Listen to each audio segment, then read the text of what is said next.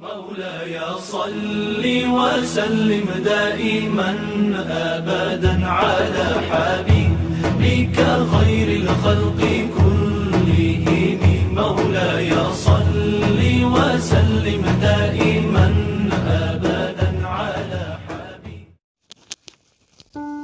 Teman-teman semua yang dimuliakan Allah Subhanahu wa taala, pada kesempatan ini kita coba akan sedikit demi sedikit merubah pola pandang kita terhadap orang-orang yang belum baik di sekeliling kita.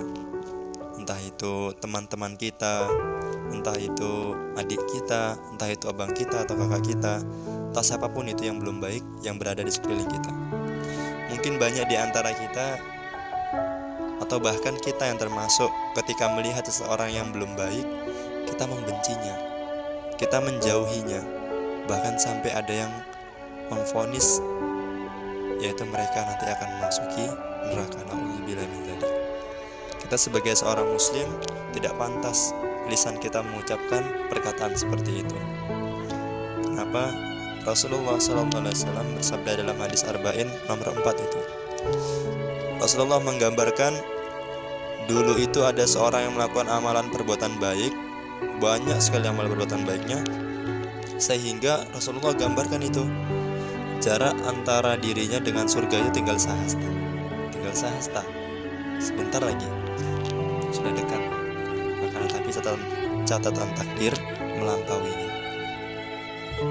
Dia pun sebelum wafat mengerjakan kemaksiatan, akhirnya Allah masukkan dia ke dalam neraka. Dan sebaliknya, dahulunya ada seorang yang melakukan perbuatan maksiat, banyak sekali dosanya, sudah banyak, kemaksiatan yang begitu luar biasa.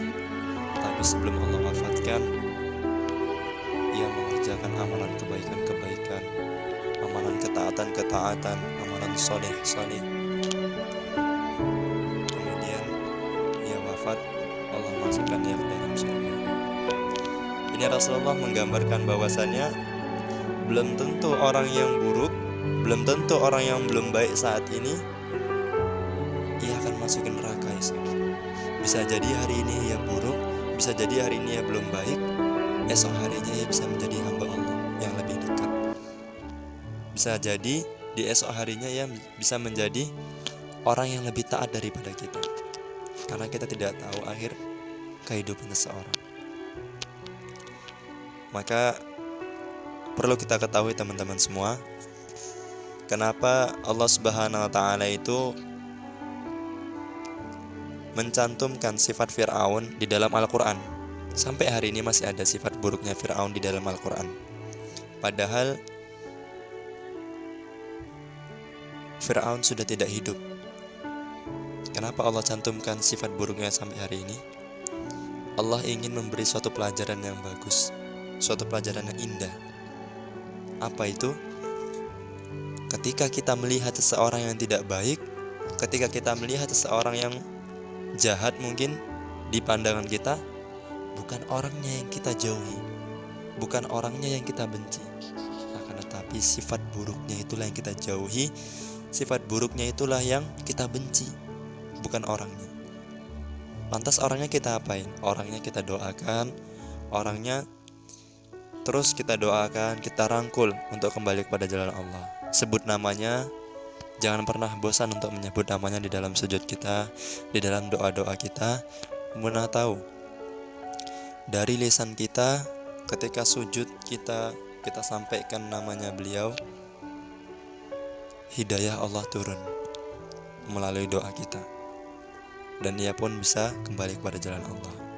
Mudah-mudahan itu ada manfaatnya buat kita semua, agar lebih mengubah pola pandang kita terhadap saudara-saudara kita, agar tidak menjauhi saudara kita, agar tidak menghina saudara kita, bahkan memvonis saudara kita.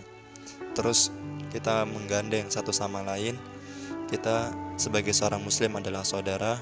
Terus kita mendoakan satu sama lain dengan harapannya kita bisa berkumpul di jannahnya Allah bersama-sama, dan yang paling indah adalah bisa bertemu dengan baginda Rasulullah SAW. Terima kasih atas perhatiannya.